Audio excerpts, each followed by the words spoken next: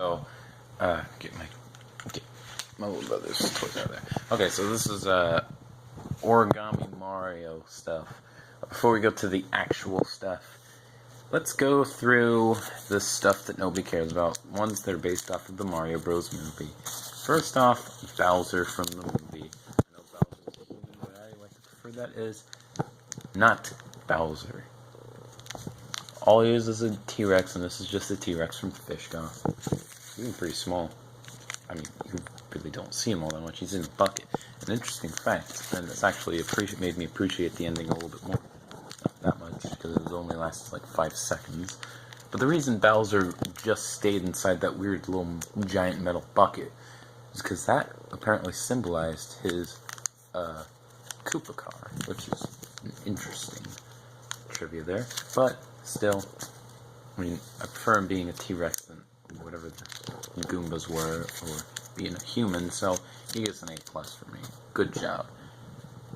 Speaking of Goombas, he is one. I need a color in his head, but other than that, he's decent. I know, I broke the rule of pure origami and cut his feet, but you know what? If I didn't do that, his feet would be unbearably, stupidly small, though. And they don't really look like how they did, but it really isn't that much of a resource you can go off of. His hands are pretty lazy. I'll probably have to fix that in the future. I tried getting a collar book, folding this in, but it didn't work. So. But he does have these lines because if you push right here, it becomes a Koopa. And yes, the Velociraptor looking heads are the Koopas, and the round-headed ones are Goombas. I read that somewhere. Actually, I made a purple one of these. It was a Buzzy Beetle, and I made a green one of this, and it's a hammer bro. I don't know, I think they said Buzzy Beetles don't get affected by fire because of magic or something stupid. Made me love the Buzzy Beetles. They're my favorite Mario enemy, or one of my favorite characters, but they need to be in more games. Let's start. Oh, where do we start? Here we go. Mario. I know what you're thinking. Wow, that's a cool, pure Mario. No. It's got tape everywhere, as you can see. I don't like it sticking out. It looks a little strange. I put also a fourth of a paper in there and put on a face. It's better than just seeing plain red. I mean, it doesn't look as good, right? His hands are pure, though, so, you know. That's pretty fine. Actually, the Goomba is a lot taller than Mario, man.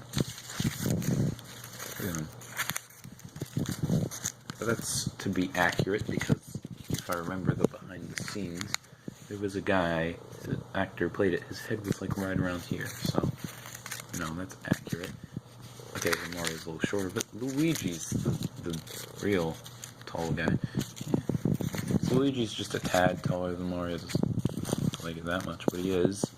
Flatten the caps. This Luigi looks okay. I mean, Mario kind of has that Home Depot guy look. Luigi looks a little bit better. Even looks less chubby.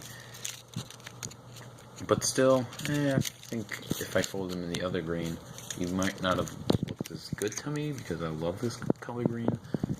But, you know, it would have been a lot better, because I don't want to have these two greens. Yoshi, I didn't make a Velociraptor Yoshi yet, because I don't like that. Well, it's an original fold that I made, but I don't really like it.